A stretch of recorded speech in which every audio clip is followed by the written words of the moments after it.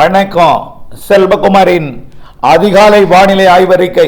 அதிகாரப்பூர்வ வானிலை அறிக்கைக்கு இந்திய வானிலை ஆராய்ச்சித்துறை அறிக்கையை பார்க்கவும். 2025 டிசம்பர் 10 புதன்கிழமை அதிகாலை நிலவர வானிலை பதிவு. காற்று சுழற்சி தாழ்வு நிலை இலங்கையின் தெற்கு பகுதியில் நீடித்துக் கொண்டிருக்கிறது. இலங்கையின் தெற்கு தென்கிழக்கு பகுதியை ஒட்டிய நிலப்பகுதியை ஒட்டிய நிலநடுக்கோட்டு இந்திய பெருங்கடலிலே நீடித்துக் கொண்டிருக்கிறது. இதன் காரணமாக நேற்றைக்கு அதிகபட்சமாக 2 சென்டிமீட்டர் வரைக்கும் தான் நாகப்பட்டினம் மாவட்டத்தில் மழை பொழிந்திருக்கு. திருவாரூர் மாவட்டத்திலையும் நாகப்பட்டினம் மாவட்டத்திலையும் 2 சென்டிமீட்டர் மழை பொழிந்திருக்கிறது. செட்டிப்புலம் மற்றும் நாகப்பட்டினத்தில் தான் அதிகபட்சமாக 2.5 சென்டிமீட்டர் மழை பொழிந்திருக்கு. தலைநகர் நாகப்பட்டினம் மற்றும் செட்டிப்புலம் கரியாப்பட்டினம் அருகே இருக்கக்கூடியது. இந்த 2 அதுக்கப்புறமும் இன்னும் கிராமப்புறங்களில் இருக்கும் நிறைய இடங்களில் மழைமானி இல்லை. ஏன்னா மழைமானி நிறுவி இருக்கக்கூடிய இடத்தை அறியும் பொழுது இப்படி 2 சென்டிமீட்டர் வரைக்கும் மழை பொழிந்திருக்கு. 2.5. ஆனால் மன்னார்குடிக்கு கிடைக்க மழை, ஆனால் அதுலேயும் பல இடங்களுக்கு தூறல் நனைக்கும் மழை மிரட்டலோடு போய்விட்டது. இதில் கூத்தாநல்லூர், லட்சுமாங்குடி, திருவாரூர் மற்றும் கீழ்வேலூர், நாகப்பட்டினம், நாகூர், காரைக்கால், தரங்கம்பாடி, அதே போல வேளாங்கண்ணிக்கும் தரங்கம்பாடிக்கும் இடைப்பட்ட பகுதியில் ஒரு நல்ல மழை. அதற்கு பிறகு இரவாகி விட்டது. மாலையில், அதாவது மாலைக்கு பிறகு குளிர் வந்து விட்டது. அதற்கப்புறம் அதிகாலையில் தான் மழை எதிர்பார்த்தோம். இப்போ நெருங்கி கொண்டிருக்கு அதிகாலையில் மழை. இப்போ இலங்கையில் கனமழை பொழிந்து வருகிறது. முல்லைத்தீவிற்கும் யாழ்ப்பாணத்துக்கும் இடைப்பட்ட யாழ்ப்பாணம், காங்கேசன் துறை, நெடுந்தீவு, கிளிநொச்சிக்கு வடக்கே நல்ல மழை பொழிந்து வருகிறது. இது பாக்ஜல செந்தில் தான் அதிகமான மழை பொழிவை கொடுத்து வருகிறது. ஒரே ஒரு தலைப்புச் செய்தியை மட்டும் சொல்றேன். குளிர் என்பது இடைக்காலம்தான். நான் எத்தனை திருப்ப வேணாலும் சொல்லுவேன். குளிர் என்பது இடைக்காலம்தான். குளிர் என்பது இடைக்காலம்தான். இந்த குளிர் வரக்கூடிய 15ஆம் தேதிக்கு அப்புறம் குறையும். அதுலேயும் குளிர் இருந்தாலும் கொஞ்சம் கிருஷ்ணகிரி வரைக்கும் எட்டி பிடிக்கக்கூடிய மழையில் கொஞ்சம் இடையூறு கொடுத்தாலும் 23ஆம் தேதிக்கு பிறகு கண்டிப்பாக குளிர் விலகிவிடும். சார் எப்படி சார் விலகும்? அதுக்கப்புறம் தானே சார் தையே வருது, மார்கழி வருது, அப்போ தானே குளிர் வரும். மார்கழியில் தானே மார்கழி தையில் தானே அதிகமான குளிர் இருக்கும், பனிப்பொழிவெல்லாம் இருக்கும். உண்மைதான். அது பொதுவான ஒரு சராசரியாக நாம் பேசக்கூடிய ஒட்டுமொத்தமாக ஒரு 100 ஆண்டு, 200 ஆண்டு, 1000 ஆண்டு சராசரி தான் இந்த மாதிரி மார்கழி குளிர் இந்த மாதிரி எல்லாம் இருக்கும். ஆனால் சில ஆண்டுகள் சில நேரங்களிலே குளிரை குறைக்கும். அது நடக்கும். ஆக பொறுத்திருங்கள். ஆகவே இப்பொழுதைக்கு மன்னார் வளைகுடாவிற்கு வடக்கே பாக் ஜலசந்தி பகுதியில், இலங்கையோட வடக்கு பகுதியில், கோடியக்கரை முனைய ஒட்டிய பகுதியில், நாகப்பட்டினம் மாவட்டத்திற்கு கிழக்கே கடற்பகுதிகளில் பொழிந்து கொண்டிருக்கூடிய மழை படிப்படியாக கொஞ்சம் வெயில் வந்ததும் பொழுது பிடித்ததும் நாகப்பட்டினம் மாவட்டத்தின் வேதாரண்ய முதல் மயிலாடுதுறை மாவட்ட கடலோரம் வரைக்கும் கொடுக்கும்.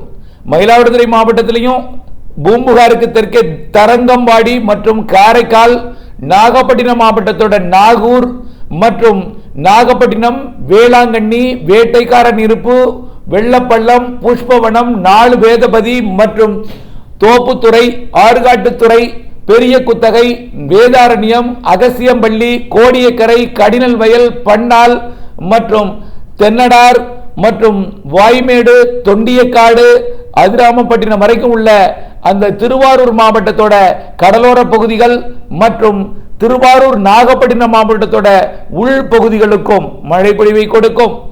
காலை ஒரு 9-10 மணிக்கு மேல கொஞ்சம் உள்ளே முன்னேறும். நன்றாக வெயில் வரக்கூடிய உச்சபட்ச நேரமாகிய காலை 11:30 மணி 12 மணிக்கு மேல மாலை 3 மணிக்குள்ளர 4 மணிக்குள்ளர இந்த மழைப்பிடிப்பு டெல்டாவின் பகுதிகளை எட்டும். அதே நேரத்தில் இலங்கையின் ஒட்டுமொத்த பகுதிக்கும் மழைப்பிடிவு இருக்கிறது இன்றைக்கு. ஆனால் வெள்ள பாதிப்பை ஏற்படுத்தாத மழை. இலங்கையை பொறுத்த வரைக்கும் வெடிப்புகளுக்குள்ளே நீர் புகும் பொழுது வெடிப்புகள் இலகி சரிவதற்கு வாய்ப்பு இருக்கிறது. இலங்கை மக்கள் தொடர்ந்து மலை பகுதிகளில் வெடிப்புகள் அருகே இருப்பவர்கள், வெடிப்பில் இருக்கக்கூடிய வெடிப்பு நடந்த இல்லத்தில் இருப்பவர்கள் தயவு செய்து தவிர்த்துவிட வேண்டும். தமிழ்நாட்டை பொறுத்த வரைக்கும் மன்னார் வளைகுடா மற்றும் அதனை ஒட்டியுள்ள தென் தமிழ்நாட்டிலும் இப்பொழுதைக்கு இன்றைக்கு கடலோர பகுதிகளில் மழை பொழிவை கொடுக்கும்.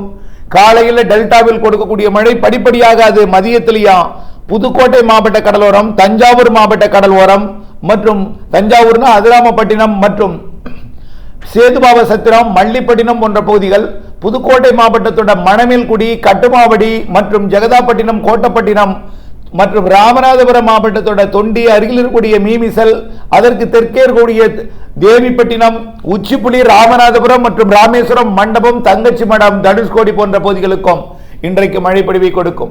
அதனைத் தொடர்ந்து தூத்துக்குடி மாவட்டத்தோட கரையோர பகுதிகளிலையும் கொஞ்சம் ராமநாதபுரம் தெற்கு பகுதிக்கும் மழை பொழிவை கொடுக்கும். ஆனால் இந்த மழை பொழிவு மேற்கு தொடர்ச்சி மலைப்பகுதிகளுக்கு பெரிதாக எட்டாது.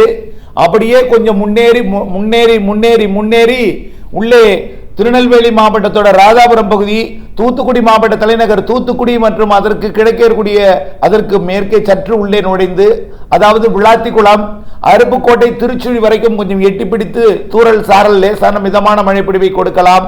அப்படியே ராமநாதபுரம் மாவட்டத்தோட அபிராமம் மற்றும் கமுதி பகுதிகளுக்கும் சிவகங்கை மாவட்டத்தோட பகுதிகளுக்கும் உள்ளே புதுக்கோட்டை மாவட்ட, சிவகங்கை மாவட்டத்தோட எல்லையோர பகுதிகளுக்கும், அதாவது காரைக்குடி, பிள்ளையார்பட்டி, தேவக்கோட்டை பகுதிகளுக்கும், அதே போல திருவாடானை உள்ளிட்ட ராமநாதபுரம் மாவட்ட பகுதிகளுக்கும், புதுக்கோட்டை மாவட்டத்தோட ஆவுடையார் கோயில், அறந்தாங்கி உள்ளிட்ட பகுதிகளுக்கும் கொஞ்சம் கஷ்டப்பட்டு உள்ளே அரிமலம் மற்றும் புதுக்கோட்டை, ஆலங்குடி பகுதிகளுக்கும், தஞ்சாவூர் மாவட்டத்தோட திருச்சிற்றம்பலம், கரம்புக்குடி போன்ற பகுதிகளுக்கும் மழை பொழிவு எட்டலாம். ஆனால் இந்த மழை பொழிவு இன்றைக்குத்தான் உச்சபட்சமாக கூடுதலாக கொஞ்சம் எட்டும்.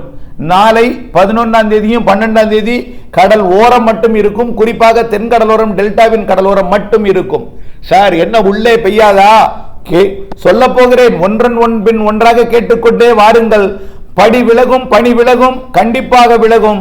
அதற்கெல்லாம் உறுதியான வாய்ப்பு ஏற்கனவே நாம் கற்ற பாடங்கள் எல்லாம் தற்பொழுது வழங்கி கொண்டிருக்கிறது. அதை நான் உறுதிபட அறிவிக்க இருக்கிறேன். தொடர்ந்து கேட்டுக்கொண்டே வாருங்கள். திண்டுக்கல், திருப்பூர் மற்றும் அனைத்து உள் மாவட்ட பகுதிகள், மழை இல்லாத பகுதிகள், பற்றாக்குறையாக இருக்கக்கூடிய பகுதிகளுக்கும், மழை இல்லாத பகுதி எதுவும் இல்லை, பற்றாக்குறையாக இருக்கக்கூடிய பகுதிகளுக்கு எல்லாமே கேட்டு வாருங்கள். ஒட்டுமொத்த தமிழ்நாட்டிற்கும் மழை இருக்கிறது.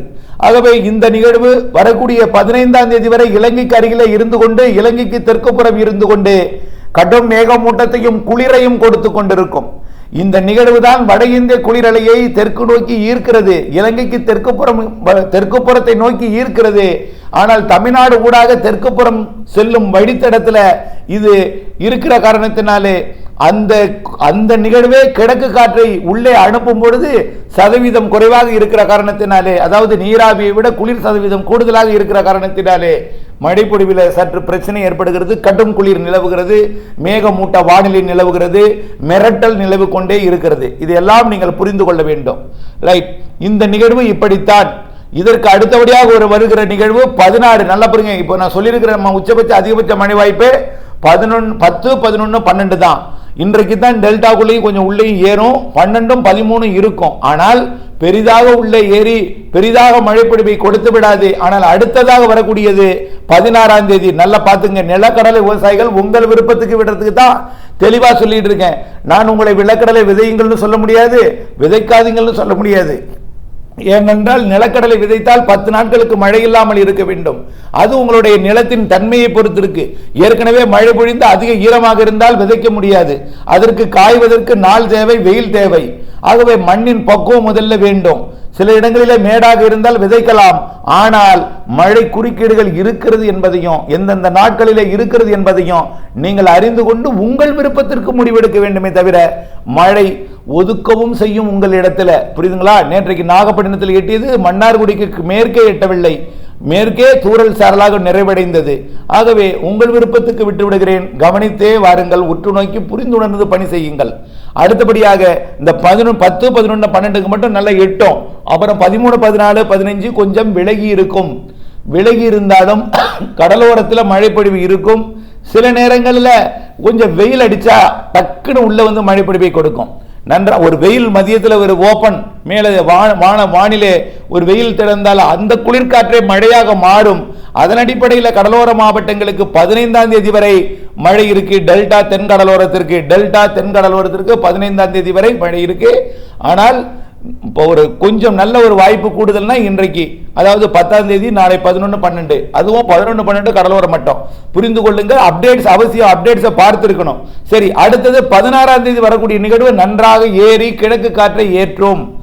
அப்போ குளிரலையை குறைவாக கொடுக்கும். சார், இந்த குளிரலை எங்க போனுச்சுன்னா வழங்கக்கூடிய குளிரலையில் தடை ஏற்படுற காரணத்தினால தான். சிஸ்டத்தோட தீவிரம் அதே தான். இந்த சிஸ்டமும் 16ஆம் தேதி வரக்கூடிய சிஸ்டம் ரெண்டும் ஒன்று, ஒரே அளவு தான் சக்தி. ஆனால் மேற்கத்திய இடையூறு அதாவது இமயமலையில் அமைய போகிற காரணத்தினாலே அங்கே வரக்கூடிய குளிரலையை தன்பக்கம் கட்டுப்படுத்தி அளவாக அனுப்பும் பொழுது கிழக்கு காற்று மழைப்பொழிவை கொடுப்பதற்கு சாதக சதவீத குளிர் இருக்கும் என்பதனால வரக்கூடிய 16, 17, 18 தமிழ்நாட்டின் சென்னை உட்பட, திருவள்ளூர் உட்பட, செங்கல்பட்டு, காஞ்சிபுரம் மற்றும் விழுப்புரம், கள்ளக்குறிச்சி, புதுச்சேரி, கடலூர் மற்றும் மயிலாடுதுறை, நாகப்பட்டினம், திருவாரூர், தஞ்சாவூர், காரைக்கால் மற்றும் புதுக்கோட்டை, சிவகங்கை, ராமநாதபுரம் மற்றும் தூத்துக்குடி, திருநெல்வேலி, கன்னியாகுமரி, தென்காசி, மதுரை மற்றும் தேனி, விருதுநகர், திருப்பூர், கோயம்புத்தூர், திண்டுக்கல் மற்றும் கரூர், திருச்சி மற்றும் ஈரோடு, நீலகிரி, அப்படியே பார்த்தீங்கன்னா நாமக்கல், சேலம், கிருஷ்ணகிரி, தருமபுரி, அரியலூர், பெரம்பலூர் மற்றும் அப்படியே எல்லாமே கள்ளக்குறிச்சி, நாமக்கல், சேலம், கிருஷ்ணகிரி, தருமபுரி எல்லா மாவட்டங்களும் நான் சொல்லிட்டேன்னு நினைக்கிறேன். தமிழ்நாட்டின் எல்லா மாவட்டங்களுக்கும் வரக்கூடிய 16, 17, 18 2 நாள், அதுல 16, 17, 18 2 நாள் நன்றாக ஏறி பொழியும். ஒரு நாள் கொஞ்சம் சற்று கனமழையே இருக்கிறது. 3 நாளில் ஒரு நாள் கனமழை, ஒரு நாள் மிதமான மழை, ஒரு நாள் லேசாக நனைக்கும் மழை. அதிகபட்சமாக எட்டி பிடிப்பது கிருஷ்ணகிரி, வடக்கே திருப்பத்தூர் மாவட்டத்தோட எல்லை பகுதி, மேற்கே நீலகிரி மாவட்ட எல்லை பகுதி. இதற்கு வடக்கே போகாது, இதற்கு மேற்கேயும் போகாது, கேரளாவுக்கு இருக்கும். இப்படிப்பட்ட மழைப்பொழிவை தமிழ்நாட்டில் கொடுக்க போகுது. அப்போ நிலக்கடலை விவசாயிகள் இந்த தேதியை நீங்கள் கருத்தில் கொள்ள வேண்டும்.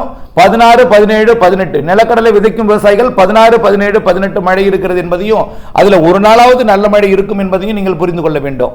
ஓகே, புரிந்திருக்கும் நினைக்கிறேன். அப்ப இன்றைக்கு தேதி 10, அடுத்த உறுதியான மழை என்பது 16, 17, 18.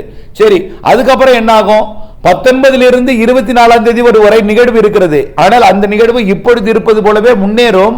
ஆனால் அப்பொழுது குளிர் வரும். ஏன் குளிர் வருதுன்னா, இமயமலையில் இருக்கக்கூடிய மேற்கத்திய இடையூறு குளிரை இப்பொழுது கட்டுப்படுத்தி வைக்க போகிறது 16, 17, 18. அதே நேரத்தில் அடுத்ததாக மேற்கத்திய இடையூறு விலக போகிறது. அப்பொழுது குளிர் வரும். தென்னரை கோலத்தில் ஒரு நிகழ்வு, வலுவான நிகழ்வு உருவாக போகிறது. அது குளிரை ஈர்க்கும். ஆக ஒன்று குளிரை கட்டுப்படுத்தும் அமைப்பு இமயமலையில் வேண்டும், இல்லை என்றால் குளிரை ஈர்க்கும் அமைப்பு இல்லாமல் இருக்க வேண்டும் தெற்கே. ஆனால் தெற்கே வரக்கூடிய 19 23 வரை ஒரு குளிரை ஈர்க்கும் அமைப்பு தென்னரை கோல வலுவான நிகழ்வு உருவாக போகிறது.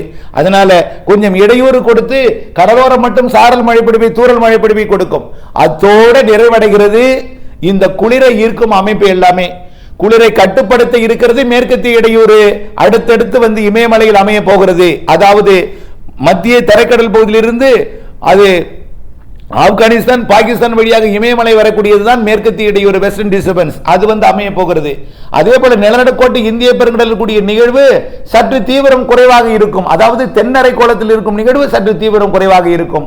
இந்த இரண்டு சாதகத்தை பயன்படுத்தி கொண்டு நிலநடுக்கோட்டு இந்திய பெருங்கடலிலே இலங்கைக்கு தென்கிழக்கு சுமத்ரா தீவரியை உருவாக போகிற நிகழ்வு வலிமை பெறும். அதற்கு வலிமை பெறுவதற்கு மழைப்பொழிவை கொடுப்பதற்கு ஏற்ற குளிரை கொடுக்கக்கூடிய அமைப்பை ஏற்படுத்த போகிறது. காரணம், ஜப்பானுக்கும் அலாஸ்காவுக்கும் இடைப்பட்ட பகுதியில் உருவாகக்கூடிய அந்த புயல் அங்கேயே அந்த குளிரலையை கட்டுப்படுத்தி வைத்திருக்கும். வடதுருவ குளிரலை வராது.